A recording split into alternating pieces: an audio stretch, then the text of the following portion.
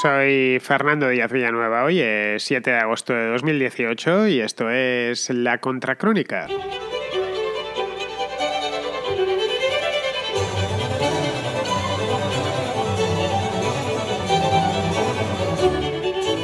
Nicolás Maduro salió ileso este sábado de un atentado perpetrado en Caracas con drones mientras pronunciaba un discurso en la céntrica avenida Bolívar, que está en el mismo corazón de Caracas.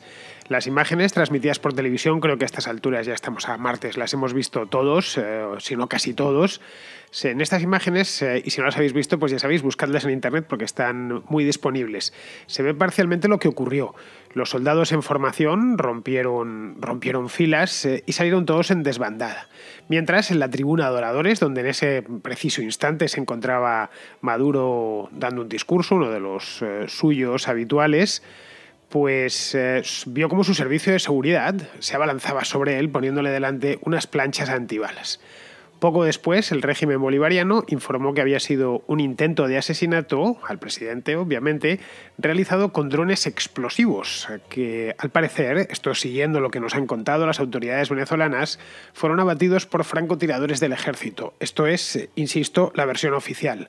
Horas más tarde, un grupo anónimo denominado Soldados de Franela reivindicó el ataque en Twitter y a través de un vídeo de YouTube.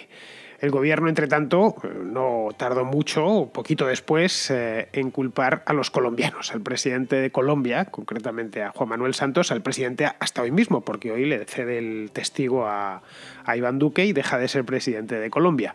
Bien, hasta aquí esto es lo que sabemos hasta este punto, lo que nos han informado y lo que sabemos de manera oficial, que no es demasiado. A partir de este punto empiezan las incógnitas, y las incógnitas ya son bastantes. Es decir, ¿fue un atentado o es un montaje del gobierno? Esta es una hipótesis que va creciendo conforme avanzan los días. De ser un atentado, ¿cómo pudieron llegar tan cerca en un desfile lleno de militares? Esta es una de las muchas preguntas que no solo yo, sino un montón de gente se está haciendo desde el sábado. En fin, vamos a verlo con más calma. 38 segundos duró el ataque. 38 segundos, no llegó ni siquiera un minuto. Es decir, fue una cosa realmente breve. Los 38 segundos además fueron televisados por cadena nacional. Todos los venezolanos los vieron, todos los que tenían la televisión encendida, porque en eso mismo consiste la cadena nacional. Esa cosa de la cadena nacional en España no la tenemos, pero para la que lo sepáis, los que no desconocíais esto de las cadenas nacionales, es que el gobierno obliga a todas las cadenas de televisión a pasar un contenido. Bien, esto en España no sé si existió alguna vez en el pasado, desde luego yo nunca lo he conocido. De cualquier manera estaban dándolo y en el momento en que se produjo el atentado se interrumpió abruptamente la emisión, la retransmisión, poco después de que se escuchasen las detonaciones y se viese a los soldados de la revolución, en este caso eran guardias nacionales bolivarianos, salir en estampida, en todas las direcciones además, despavoridos, para ponerse a salvo, obviamente, una vez se oyeron esas explosiones y la cámara, el realizador, pinchó la cámara que estaba dirigida hacia la avenida y es cuando pudimos ver todos cómo salían dirigidos en todas direcciones. La verdad es que nada más ver esto ya de por sí es noticia, porque si ese es el ejército con el que Nicolás Maduro piensa defender su revolución, la verdad es que ya puede ir buscándose otro, porque si unos soldados o guardias nacionales, que viene a ser lo mismo porque son militares, se asustan porque haya una explosión, y la explosión tampoco fue especialmente grande, tenéis ahí los vídeos para escucharla, y salieron como alma que lleva el diablo, como si hubiese caído una bomba de neutrones encima de la avenida Bolívar.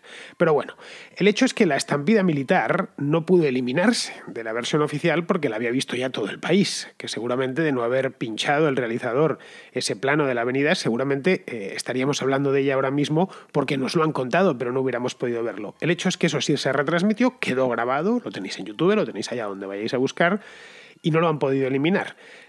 Por lo que la versión oficial la han construido sobre lo que pudimos ver por televisión. Es decir, a partir de ese punto, cuando cortaron la retransmisión, los servicios de inteligencia y de propaganda bolivarianos empezaron a reconstruir el crimen desde cero y a su antojo.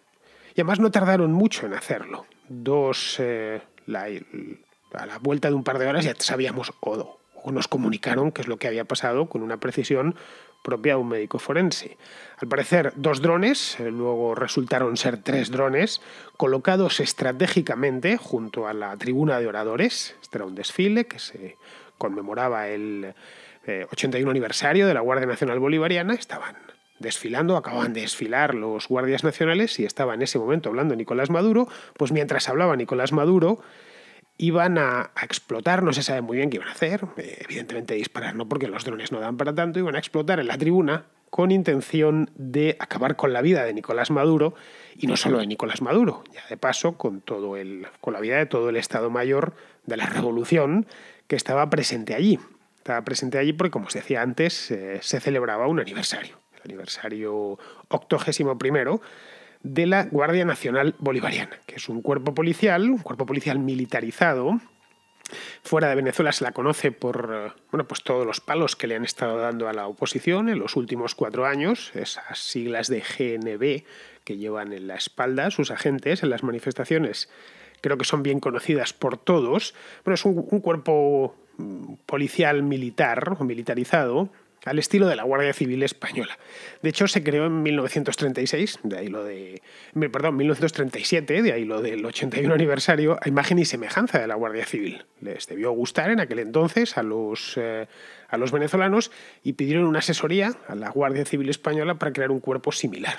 La Guardia Civil Española, como bien sabemos, es un cuerpo que tiene ya pues más de 150, pues casi 170 años, y se entiende que ya para los años 30 estaban muy experimentados. La cuestión es que eso existe desde los años 30 y luego Chávez, ya en 1999, rebautizó a esta Guardia Nacional como Guardia Nacional Bolivariana. Muy al año siguiente llegar al poder, que es como se llama actualmente.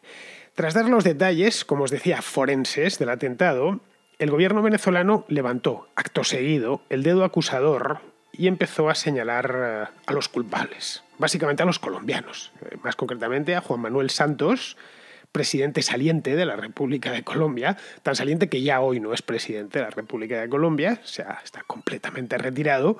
Es decir, hoy se está produciendo el relevo en Colombia, hoy ha tomado posesión, hoy, dependiendo de la hora en la que escuchéis el programa, hoy toma posesión Iván Duque y se va Juan Manuel Santos, como os decía al principio. Pues bien, él es el culpable, según Maduro, según su gobierno, es el culpable de querer asesinar, al presidente de Venezuela y a todos los que estaban con él, incluida la esposa del presidente de Venezuela, Cilia Flores, que también estaba situada a la derecha del presidente.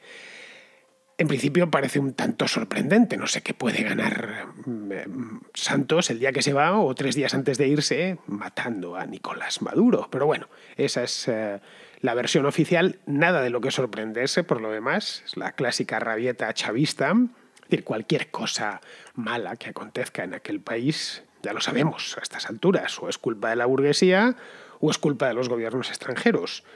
Y dentro de los gobiernos extranjeros hay categorías. Hay gobiernos extranjeros que son buenos, léase el de Bolivia, por ejemplo, o el de Nicaragua, o el de Cuba, por supuesto. Gobiernos extranjeros que son indiferentes y gobiernos extranjeros directamente que son Satán en la tierra. Los ejemplos más claros para el gobierno venezolano son Colombia, Estados Unidos y el gobierno español. Esos 3 tienen la culpa de todo, absolutamente de todo. Esta vez le tocó el de la China a Santos. No sé yo de estar Rajoy todavía de primer ministro, hubiese escogido a Rajoy, hubiese dicho que eso de los drones era una fabricación y un montaje de Rajoy para acabar con su vida, pero es que ya no tiene a Rajoy, ahora tiene a Pedro Sánchez. No sé si se habrá enterado que España ha cambiado de primer ministro, pero bueno, el hecho es que le echó la culpa al presidente de Colombia. Nada de lo que extrañarse, como os decía. Lo raro es que no hubiese cargado las culpas sobre ninguno de los gobiernos malditos para los bolivarianos. No hay por descontado ningún tipo de prueba que apoye la tesis apuntada por Maduro o por sus servicios de inteligencia. Pero vamos, eso, como os podéis imaginar, es lo de menos. En sí, la estampa de la Guardia Nacional Bolivariana corriendo, y no corriendo de cualquier manera, corriendo a la desesperada, fue una estampa tan humillante que hacía falta echar sobre el asunto una paletada extra de tierra, porque la verdad es que eso queda ya para los anales, como os decía hace un momento. Si este es el ejército con el que pretende defenderse, la verdad es que se asusta porque una bombita estalla en el cielo, que no sabemos qué es lo que estalló, pero bueno, si se asusta por eso, pues no sé yo si va a poder defender en condiciones el régimen de Nicolás Maduro y sus socios. Pero bueno, esta es la primera de las incógnitas, una incógnita importante. Es decir, ¿por qué salió la Guardia Nacional corriendo? ¿Acaso no son un cuerpo militar entrenado para escuchar explosiones? No lo sé, ese pavor es comprensible entre la población civil. Razonable, yo si escucho una explosión me muero de miedo, no digamos ya si escucho un disparo. Por supuesto, yo echo a correr, pero es que yo no he hecho ni el servicio militar, no he disparado un arma en mi vida. Pero es que la Guardia Nacional Bolivariana y sus agentes, que estaban además vestidos de bonito, de gala, para desfilar, salieron como si no hubieran oído disparar una sola pistola en su vida. No lo sé. Se entiende que son profesionales, habituados a las deflagraciones. Las que se produjeron, además, no fueron especialmente estruendosas. Ahí tenéis el vídeo, podéis ir a revisarlo y lo escucháis y veréis cómo tengo razón. No es una cosa que sonase como si estuviese viniéndose un edificio abajo. Así que, visto lo visto, tenemos dos posibilidades para interpretar este hecho. Una, que obedecieron una orden de romper desordenadamente las filas, la formación. Y dos, que la disciplina en la Fuerza Armada Bolivariana no atraviesa precisamente por sus mejores momentos. No lo sé, una de las dos. A fin de cuentas, ningún soldado puede romper una formación hasta que no recibe la orden de romperla, quiero decir, y no nos consta que recibiesen los soldados en aquel momento orden de romper las filas. Pero bueno, esa es una de las preguntas que todavía nadie ha contestado. Ojo, pero el nerviosismo que cundía en la calle, a pie de calle en el asfalto, contrastaba con la tranquilidad pasmosa que había en la tribuna. También tenemos primeros planos de la tribuna. Y no solo del propio Nicolás Maduro, que a fin de cuentas en ese momento estaba hablando y no se enteraba de nada. Bastante tenía con empalmar una palabra con la otra. Sino también de la propia Cilia Flores, que estaba mirando a la calle, o de Vladimir Padrino, que el ministro de Defensa, que no solo es malo, sino que además tiene cara de malo, pues este estaba justo, colocado al lado, a la izquierda. A la derecha estaba Flores y a la izquierda estaba Padrino. Pues ninguno de los dos, ni se inmutaron, pero ninguno tampoco de los militares se limitaron a mirar, como si esperasen algo. Es que lo mismo lo esperaban.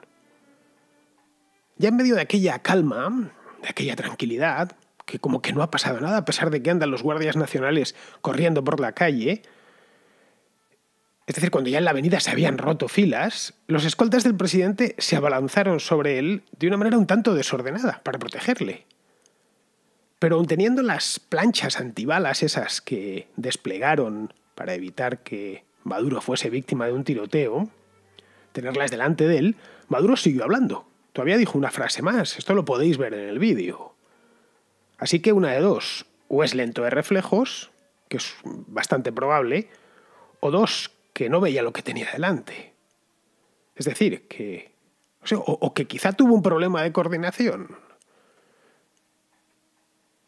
La escena, que la podemos ver porque se dio por televisión y ha quedado grabada, parecía actuada, en serio. Y en eso creo que coinciden prácticamente todos los que la han visto.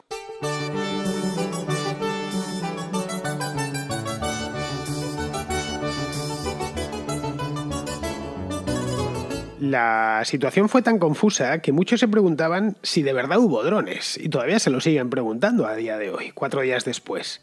El sábado no los pudimos ver. Yo anduve buscándolos, especialmente al día siguiente, el domingo, a ver si encontraba alguna fotografía de los drones o aunque se les viese estallar, pero no se facilitaba nada, porque en la televisión no habían salido. Obviamente el realizador, que no debía estar en el ajo, pues no tenía pinchada una cámara en el cielo. De las que tenía disponibles, pues una la tenía dirigida a la tribuna de oradores y otra más, o unas cuantas más, a la avenida Bolívar por donde estaban desfilando los guardias nacionales.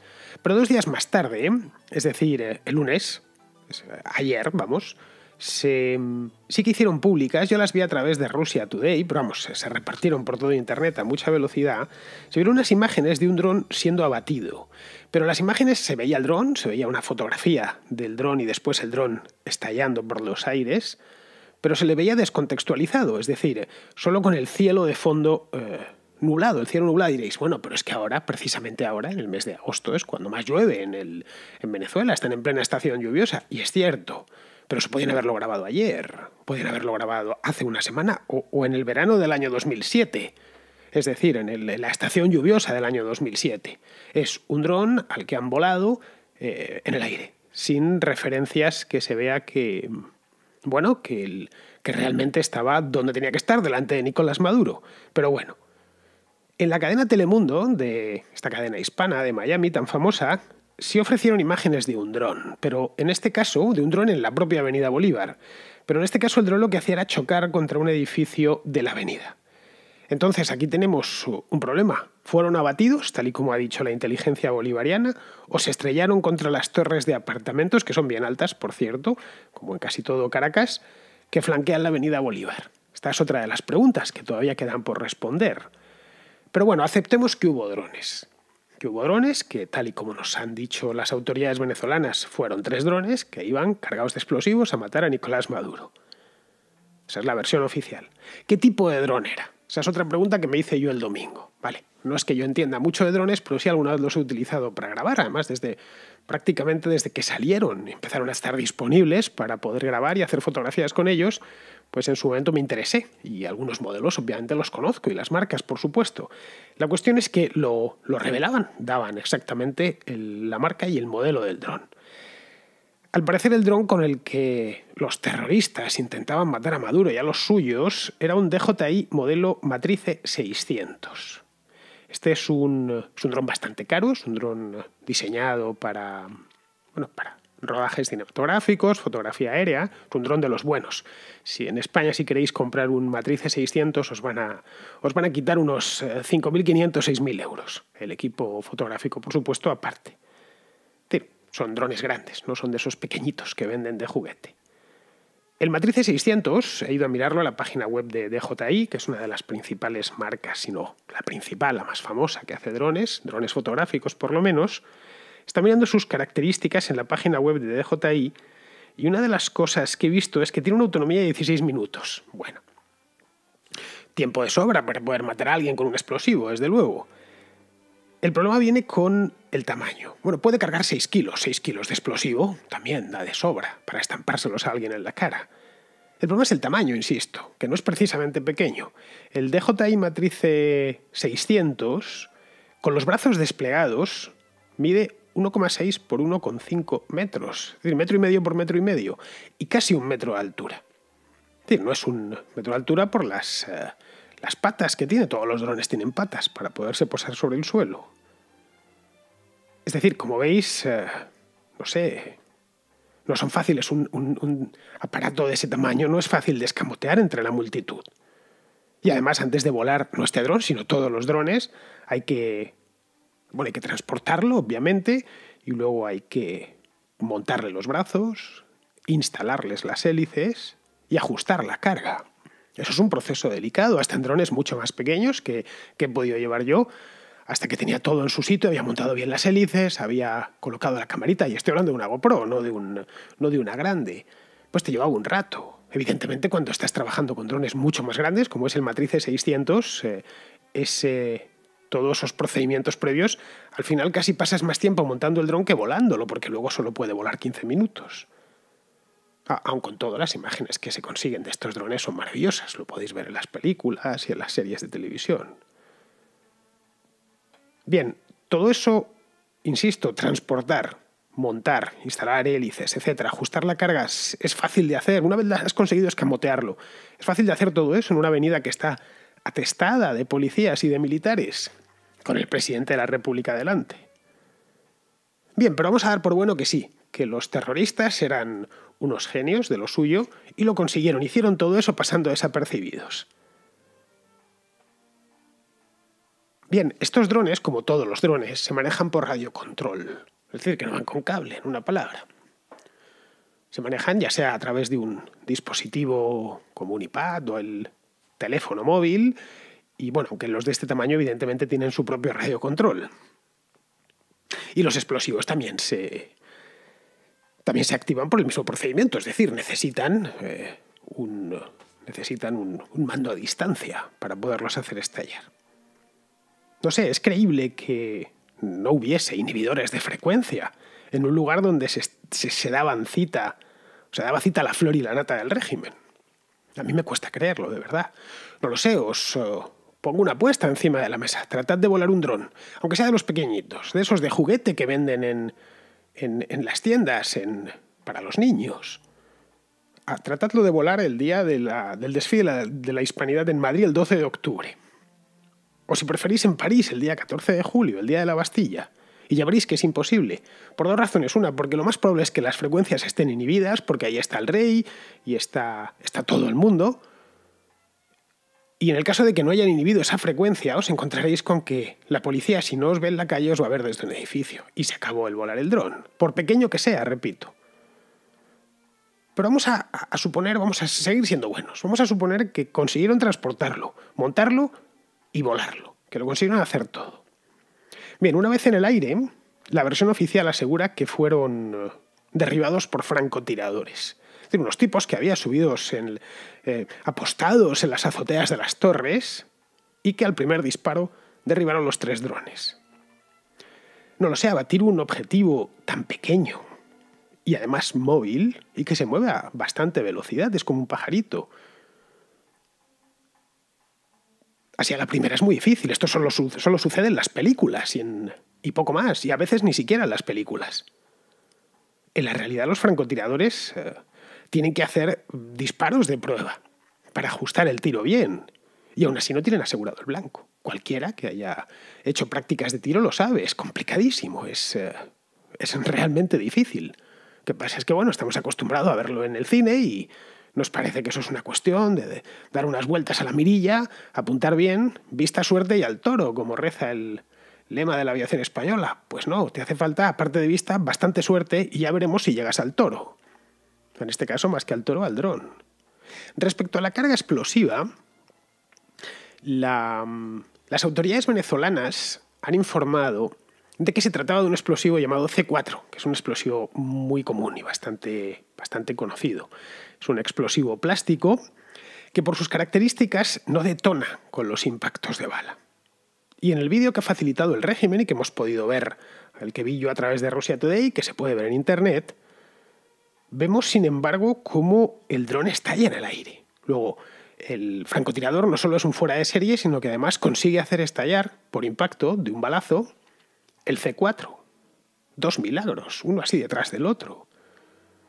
En el caso de que efectivamente el francotirador sea muy bueno, y no dudo yo que los francotiradores del ejército venezolano sean inigualables, y diese al dron, diese a nuestro querido Matrice 600, no le haría estallar, lo tiraría, le rompería el mecanismo de vuelo y caería al suelo. Entonces sí podría estallar. El C4 sí puede estallar con un impacto contra una pared, por ejemplo, o contra el suelo. Pero estallaría en el suelo, no en el aire, nunca en el aire.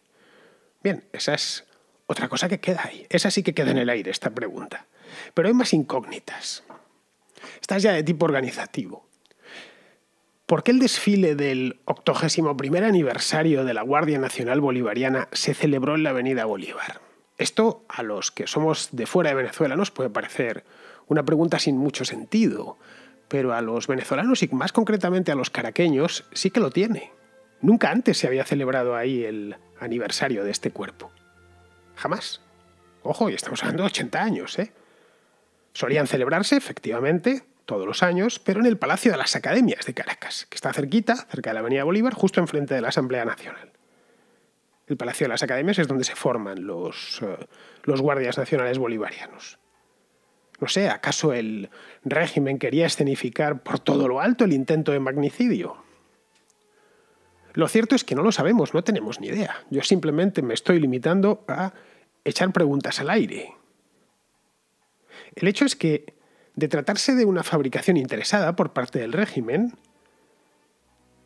para atornillar con la voluntad manifiesta, atornillar aún más en el poder a Nicolás Maduro y a toda su gente, y a la vez desatar el terror, cosa que ya han empezado. Es decir, que si estuviesen interesados en esto, vamos a poner de nuevo, es pura especulación, que lo hubiesen montado en una palabra, que fuese eso que llaman un atentado de bandera falsa, bien, estarían siguiendo el viejo manual castrista de toda la vida.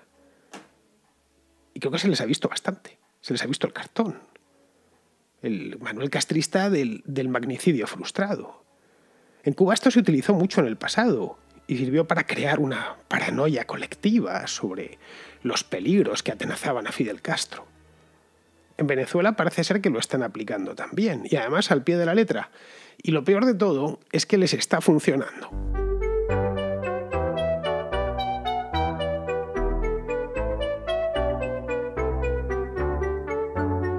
Tengo una nota de voz de Carlos, que es un oyente ecuatoriano, que tiene una petición. Creo que sería muy interesante si haces un programa acerca del proceso de independencia de América Latina, tomando en cuenta la geopolítica de ese momento, los intereses, los impactos que ocasionó esa separación en la propia formación de Estados-nación en Sudamérica, que aún hoy no terminan de consolidarse, y también los impactos que ocasionó eso en las relaciones históricas entre España y Sudamérica. Finalmente, si es que no es muy arriesgado, ¿podrías tal vez opinar qué hubiese pasado si la independencia no hubiese llegado a través de guerra, sino a través de una independencia pactada que beneficiara a todos? Muchas gracias. Bueno, Carlos, muy largo me lo fías. El tema es larguísimo. El proceso de independencia de las repúblicas hispanoamericanas fue largo, larguísimo y además muy complejo, porque Hispanoamérica en sí es muy grande. No sé, me haría falta una contrahistoria entera y aún se me quedaría en la superficie. Es decir, me harían falta varias contrahistorias y me seguiría quedando en la superficie. Ya te digo que es una obra ambiciosísima. Además, no en todas partes la independencia se produjo de forma contenciosa, es decir, a través de una guerra. En Centroamérica, por ejemplo, no hubo guerra.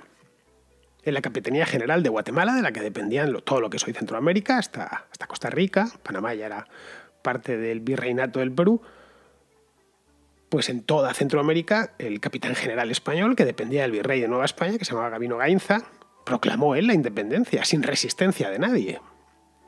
Gainza no era uno de allí, no era un novohispano. Gainza había nacido en Vizcaya, en España, y acababa de llegar a Nueva España, México. Él había hecho toda su carrera en las Indias, pero lo había hecho en el Virreinato del Perú.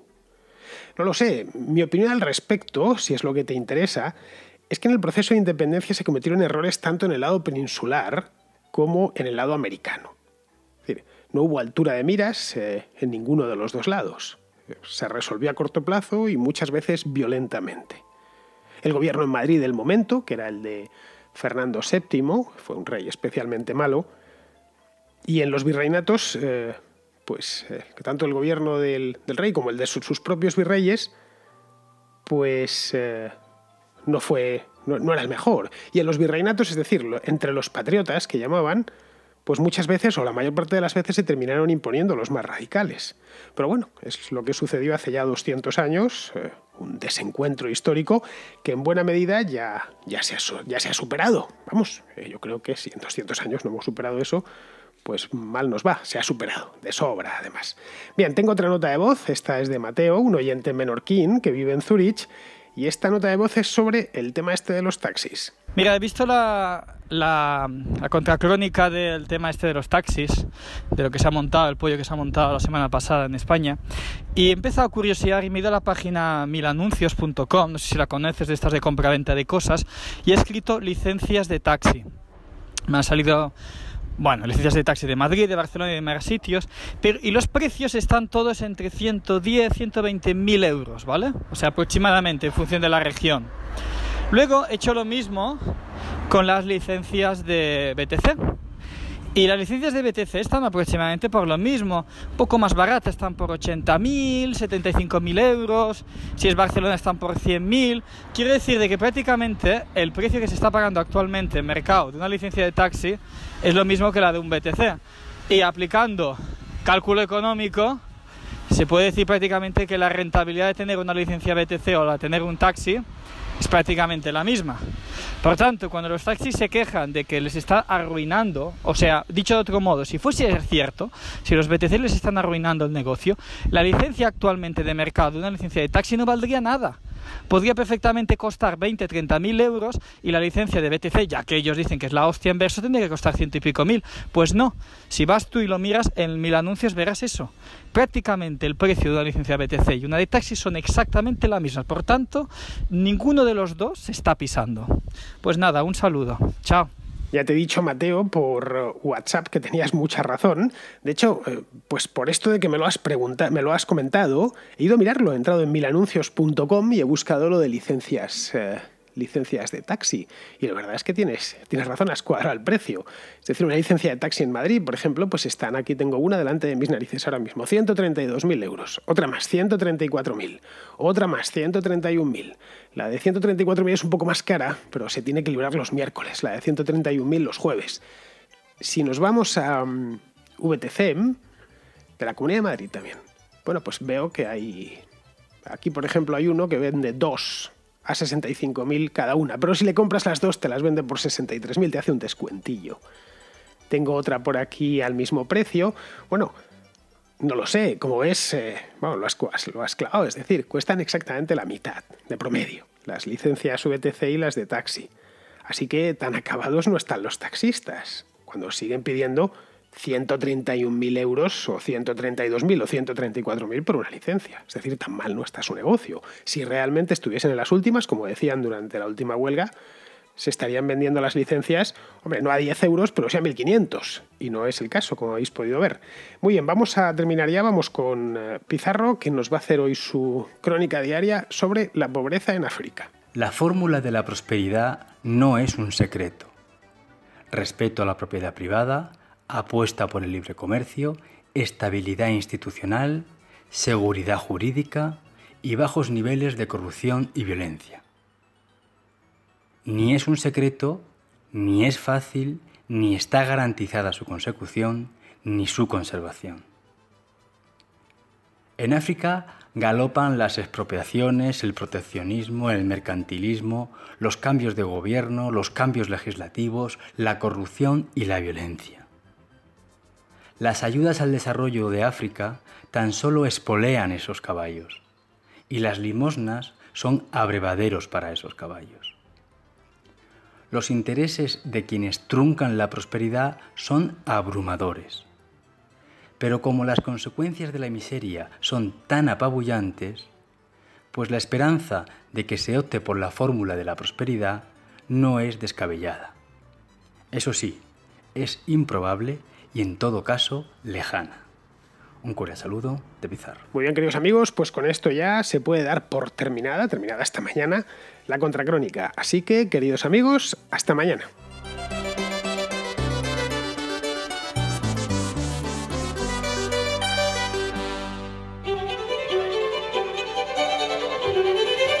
¿Te gusta la contrahistoria? ¿Te gusta la contracrónica? ¿Quieres que pueda seguir haciéndolas hasta el día del juicio final?